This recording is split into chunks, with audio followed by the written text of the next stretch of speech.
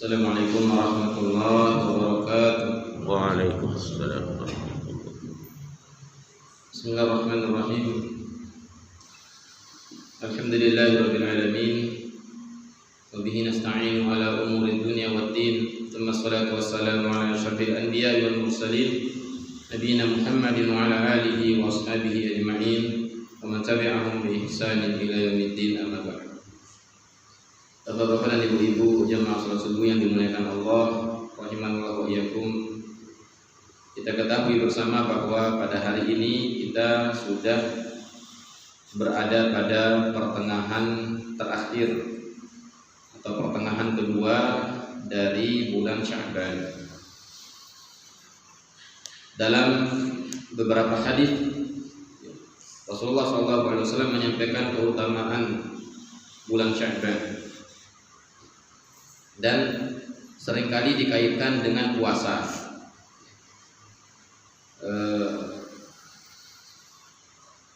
Salah seorang istri Rasulullah SAW pernah menceritakan bahwasanya Rasulullah SAW tidak pernah melaksanakan puasa 1 bulan penuh kecuali pada bulan Ramadan. Nasoma Rasulullah SAW syahron qat illa fi Ramadan. Rasulullah SAW tidak pernah melaksanakan puasa 1 bulan penuh kecuali pada bulan Ramadan. Dan beliau tidak pernah puasa lebih banyak di luar bulan Ramadan dibandingkan dengan puasa di bulan Sya'ban. Dibandingkan dengan puasa di bulan Sya'ban. Artinya Rasulullah SAW menggiatkan puasa sunnah itu pada bulan Sya'ban. Dan juga dalam riwayat yang lain Rasulullah SAW bersabda bahwa bulan Sya'ban ini, yaitu yang terletak antara Rajab dan Ramadan, adalah bulan waktu banyak manusia melalaikannya. Melalaikannya ya bisa jadi dia narlamen tama Ramadan, bulan puasa, lalu BKBK. Udah masuk bulan Ramadan kita tidak bisa ngapa-ngapain. Akhirnya semua aktivitas dikebut pada bulan Sya'ban, makan sepuas-puasnya dan sebagainya. Lalai manusia pada bulan Sya'ban. Padahal pada bulan Sya'ban ini Allah Subhanahu wa taala mencatat atau mengangkat amalan-amalan manusia. Nah, kata Rasulullah SAW, aku ingin ketika amalan-amalan manusia diangkat, aku dalam keadaan berpuasa. Jadi walaupun ada hadis lain yang menyebutkan bahwa amalan-amalan manusia itu diangkat pada hari Senin dan Kamis, dan beliau juga suka berpuasa pada hari tersebut ketika amalan manusia itu diangkat. Begitu pula pada bulan Sya'ban. Nah, ini keistimewaan khusus para jamaah yang dimuliakan Allah. Ada juga keistimewaan secara khusus pada bulan Sya'ban yang terletak pada malam pertengahan Sya'ban. Yaitu Allah Subhanahu wa taala memberikan ampunan kepada hamba-hambanya lebih banyak dibandingkan dengan malam-malam yang lain. Hanya saja kalau kita teliti hadis-hadis tersebut, sebagian ulama menyatakan hadisnya itu sahih, boleh dipakai, sebagian lagi mengatakan dhaif atau lemah, tidak bisa dipakai.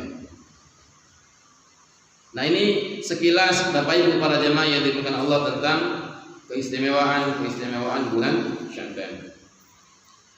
Nah, akan tetapi walaupun demikian, satu hal yang perlu kita perhatikan terkait dengan bulan Sya'ban ini, secara khusus terkait dengan pertengahan bulan Sya'ban, atau sering kita sebut dengan nisfu Sya'ban, bahwa Nabi kita Nabi Muhammad SAW tidak pernah mensyariatkan kepada kita amalan-amalan khusus untuk kita lakukan pada pertengahan bulan Sya'ban, baik malam harinya maupun siang harinya. Tidak ada amalan khusus yang beliau perintahkan, tidak ada amalan tertentu yang beliau anjurkan kepada kita.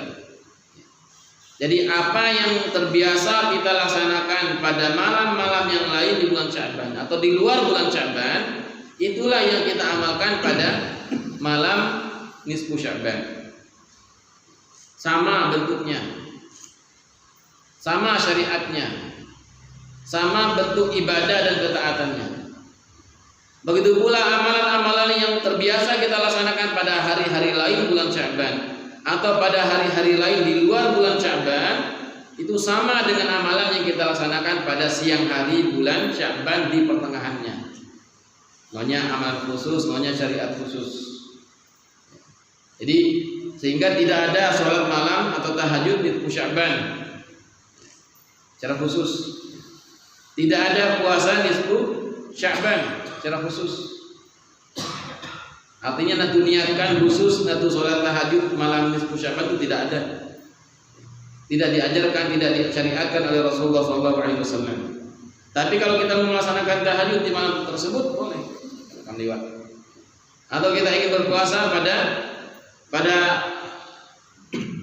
tanggal 15 Sya'ban, kebetulan misalnya pas bertepatan dengan puasa Daud yang sering kita laksanakan, atau berpuasa bertepatan dengan puasa 3 hari selama 1 bulan, atau bertepatan dengan puasa hari Senin, hari Kamis dan sebagainya, maka boleh dilaksanakan. Tapi mengkhususkan puasa nisfu Sya'ban namanya, maka tidak ada syariatnya. Karena Rasulullah SAW bersabda, "Man amila amalan laisa alaihi amruna fahuwa raddun." Barang siapa yang melakukan suatu amalan yang tidak pernah kami ajarkan, maka amal tersebut tertolak, tidak diterima oleh Allah Subhanahu wa taala. Terhitung seseorang membuat syariat atau amalan ketaatan baru yang tidak pernah diajarkan oleh Rasulullah SAW. Bahkan Bapak Ibu para jamaah yang dimuliakan Allah rahimahuyakum, ada larangan disampaikan oleh Rasulullah SAW dalam hadis yang sahih. Walaupun larangan ini sifatnya makruh. Beliau bersabda, "Idzan tasafa Sya'ban fala tasumu." Hadis ini disebutkan oleh Imam Nawawi dalam kitab Riyadhus Shalihin. Apabila sudah masuk pertengahan bulan Sya'ban, tanggal 15 dan seterusnya sampai habis, maka janganlah kalian berpuasa. Nah, larangan ini tapi sifatnya makruh, sekedar untuk membedakan antara puasa wajib dengan puasa sunnah nanti di bulan Ramadan. Tapi yang paling dilarang itu adalah puasa akhir Sya'ban, di mana seseorang ragu apakah ini hari Ramadan ataukah masih bulan Sya'ban. Yaumus Syak. Rasulullah SAW bersabda, "La tuqaddimu Ramadan bi siyami yaumin aw yaumaini." Janganlah kalian mendahulukan puasa Ramadan itu dengan berpuasa 1 hari atau 2 hari sebelum Ramadan. Kata Rasulullah SAW, dilarang oleh beliau untuk melaksanakan puasa pada hari kita ragu-ragu apakah ini termasuk Ramadan ataukah masih bulan Sya'ban. Nah, para jamaah yang dimuliakan Allah rahimahuyakum, bagaimanapun juga Ramadan nanti adalah bulan yang penuh dengan keutamaan, bulan yang penuh dengan keistimewaan, keberkahan, banyak kebaikan yang diturunkan oleh Allah Subhanahu wa taala bulan tersebut bagi orang-orang yang melaksanakan ibadah dan ketaatan. Nah, tentu tentang bulan Sya'ban saya tulis panas bahasa Dita. Kita melakukan pemanasan. Karena sebelum kita terjun di bulan Ramadan dengan ibadah yang begitu banyak, dengan ketaatan yang begitu banyak macamnya, maka kita melakukan permulaan pada bulan Sya'ban ini untuk nantinya memasuki bulan Ramadan. Kita mulai menggiatkan membaca Al-Quran, kita mulai menggiatkan untuk melaksanakan amal-amal soleh lainnya baik di siang hari maupun di malam hari, sehingga akan lebih mudah untuk melaksanakan ketaatan nantinya pada bulan Ramadan. Demikian, semoga Allah Subhanahu wa taala memberikan keberkahan kepada kita pada bulan ini dan juga nanti pada bulan Ramadan, dan memanjangkan umur kita hingga sampai pada bulan Ramadan. Semoga bermanfaat. Subhanakallahumma wa bihamdika asyhadu an la ilaha illa anta astaghfiruka wa atubu ilaik. Wassalamualaikum warahmatullahi wabarakatuh.